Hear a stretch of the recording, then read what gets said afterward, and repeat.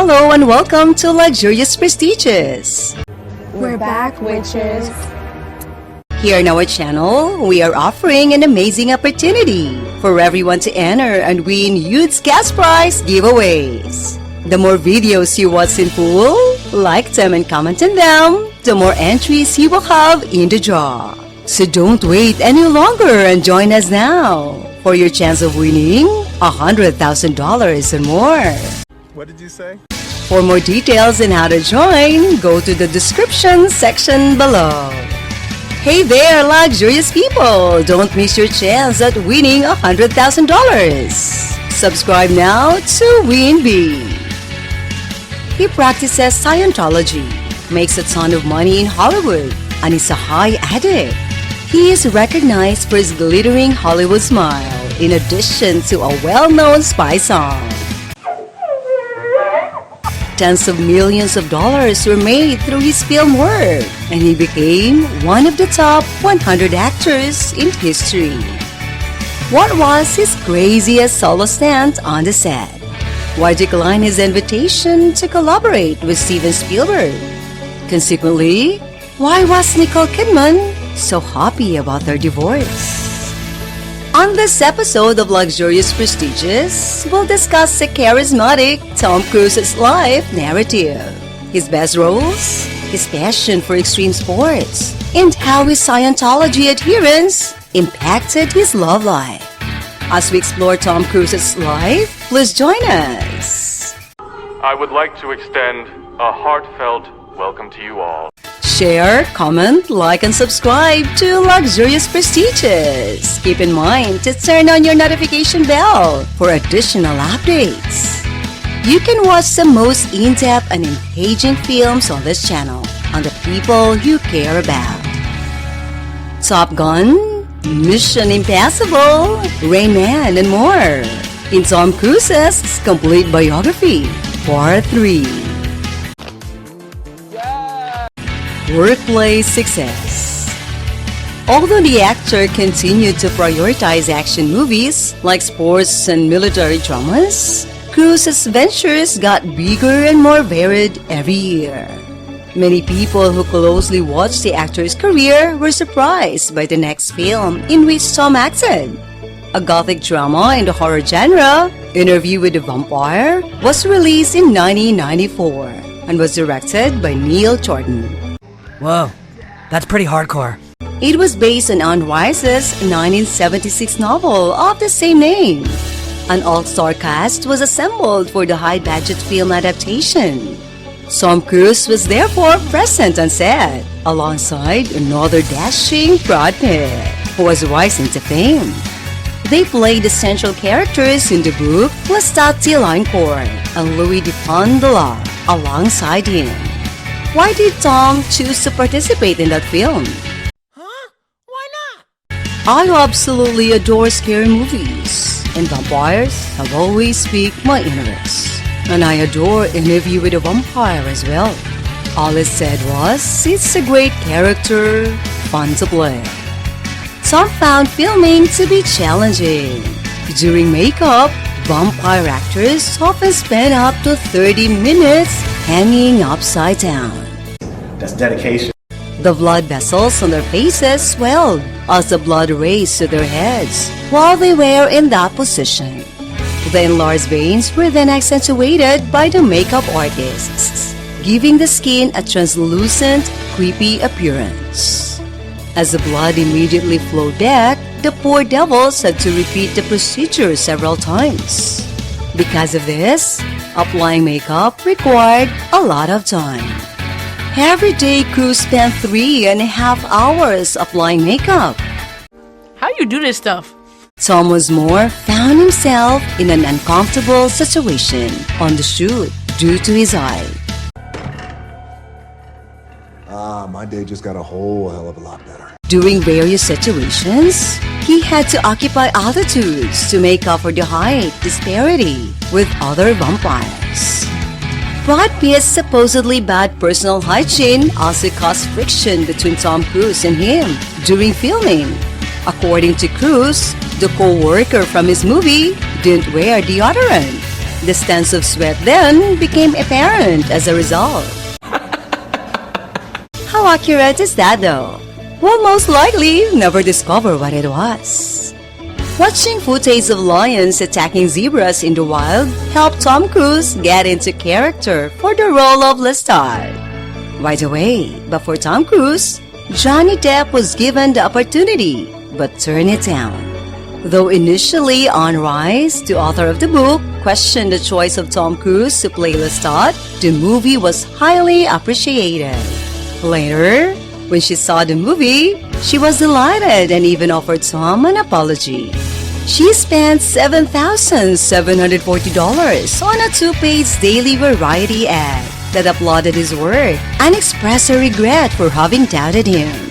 Trust me. You gotta trust him. Look at those eyes. The movie earned $223 million and received nominations for Best Original Soundtrack and Best Art Production at the Oscars.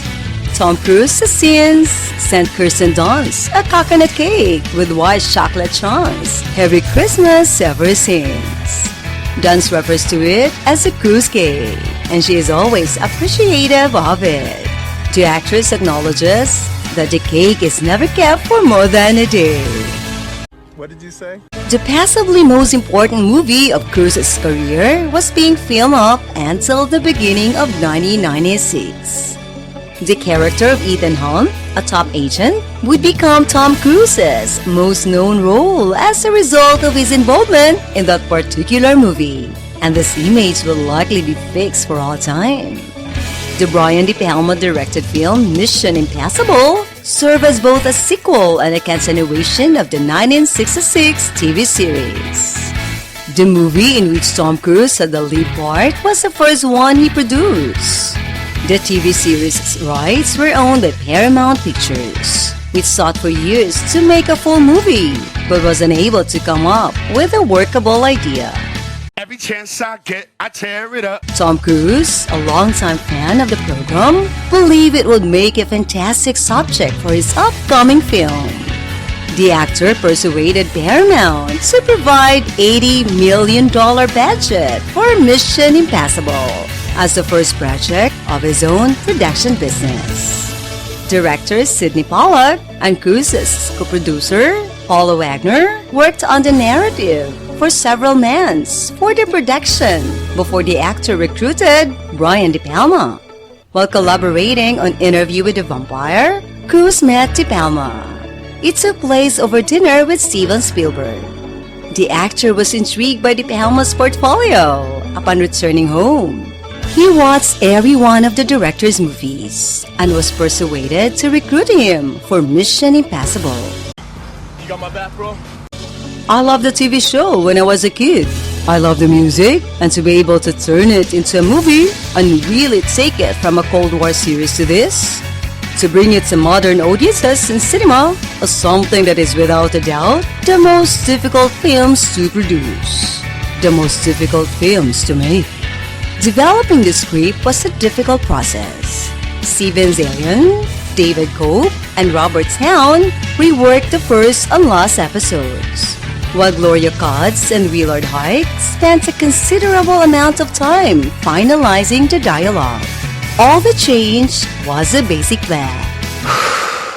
Prague was a location that was rarely used in Hollywood movies at that time, so De Palma persuaded Cruise to shoot the movie's opening out there.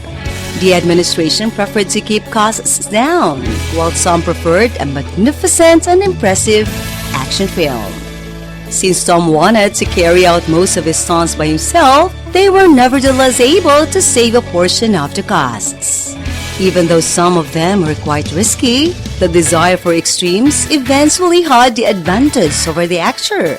For instance, Tom Cruise's head kept hitting the floor during the production of the iconic scene in which he plummeted from the ceiling and hovered a few inches over the ground. Until he had the notion to place pennies in his shoes for balance. Tom Cruise's city trick, which was performed without any editing, was a genuine slid-off hand move.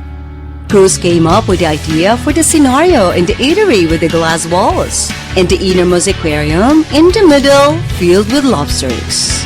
De Palma attempted to film that sequence with a stuntman, but it didn't look realistic, so he let Cruz do it anyway, even though there was a chance the actor may drown.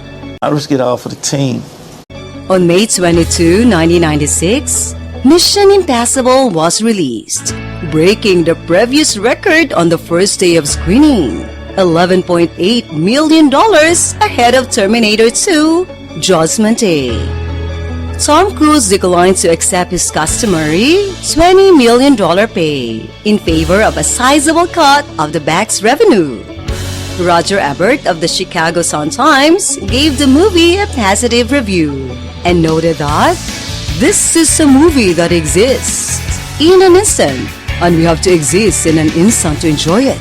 Just YOLO. You only live once. You can't worry about it. However, some actors from the original series were unhappy with the way the roles were reinterpreted. As a result of the film's success, some would reprise his role as Ethan Hunt in the Mission Impossible series of spy thrillers. The romantic comedy drama Jerry Maguire was released that year, starring Cruise and Renee Zellweger. Critics loved the acting and the script, and it was another financially successful movie for Tom. Is it hot in here? 5 Academy Awards were given to the film, such as Best Actor, second nomination for Tom Cruise. The movie received 3 Golden Globe nominations in total, with Cruise receiving one of them. At the same time, Keanu Reeves won the lead part in the sci-fi thriller The Matrix, which was originally intended for the actor. In a legal battle with the British newspaper Daily Express, which had alleged that Tom Cruise's marriage to Nicole Kidman was a fabrication to conceal his homosexuality, Tom Cruise prevailed. The actor would eventually start to expect going to court. In their third collaboration movie, Eyes Wide Shut, Nicole Kidman and Tom returned to the screen a year later. Stanley Kubrick had created an erotic detective psychological drama. Unfortunately, the director passed just 6 days after giving Cruise, Kidman, and the Warner Bros. Pictures management the movie's final cut. Tom Cruise and Nicole Kidman agreed to work on the film until Stanley Kubrick released them, regardless of how long that would take, by signing indefinite contracts. Let me help you. The couple spent so much time in the UK due to the extensive filming that their 2 children developed an English accent. To prepare his stars for the roles, director Stanley Kubrick attended psychoanalytic sessions with Nicole Kidman and Tom Cruise. He coerced them into admitting their worries about the union and their actual marriage. It blurred the lines between them and their fictional characters, in Kidman's opinion, and was incredibly honest. They both had pledged never to share what they talked about in those sessions. But you learn later that psychoanalysis did not help the couple keep their marriage together. On one occasion, Magnolia director Paul Thomas Anderson paid a visit to the set and invited Tom Cruise to take on the supporting part of Frank T.J. McKay. Tom agreed and cited Anderson's earlier film Boogie Nights as his favorite. The same year the movie came out, Cruise was nominated for an Oscar and won another Golden Globe. Tom played Ethan Hunt again in the sequel to Mission Impossible 2 a year later. Despite the studio's worries for his safety, he carried out the majority of the perilous stunts on his own. Near the first scene, Tom is climbing by himself at Utah's Dead Horse Point State Park near Moab. He accomplished the act using simply a climbing harness without an insurance net under him, since he did not want to cut that moment from the movie. Tom tore his shoulder while performing a jump from one area of the cliff to another. The movie earned the most money in 2000, and Tom Cruise was honored with the MTV Movie Award. With Cameron Diaz and Penelope Cruz, Cruz starred in the romantic suspense film Vanilla Sky the year after. That was an English translation of the Spanish movie Open Your Eyes by Alejandro Amenabar. Cruz said, "I've received several offers to buy and recreate movies, but I've never done it because I thought it was too closely tied to the culture of that location, no matter what country it was from." The world was startled to learn that Cruz was divorcing Nicole Kidman at that time. But this was a universal story that still felt unfinished and alive. It needed another chapter to be told. The couple kept their separation a secret, but many assume it had something to do with Cruz's infatuation with Scientology. You did this to me. I thought y'all was my people. Tom Cruise was not only a follower of the Church of Scientology. By the time his marriage to Nicole went south, there is simply no more well-known adherent to this philosophy than Cruise, and this is no coincidence. Closed-door rumors circulated that David Miscavige, leader of the Church of Scientology, had Tom in particular in his packet to perpetuate the false impression that he was powerless without religion. For a prominent Scientologist, Kidman's devotion to Catholicism is simply incomprehensible. The unusual behavior of Kidman's husband has also been constantly brought up by Kidman's psychologist father. The actress attempted to join the Church of Scientology in order to be with Tom because she was so deeply in love with him, but she left in 1997. Yes, good, on we go. The actress allegedly started interfering with Tom's rituals, disturbing his meditations, and expressing concerns that his church was taking advantage of him. It is challenging, if not impossible, to determine and find out where the lies of conspiracy theory once lie and where the reality is.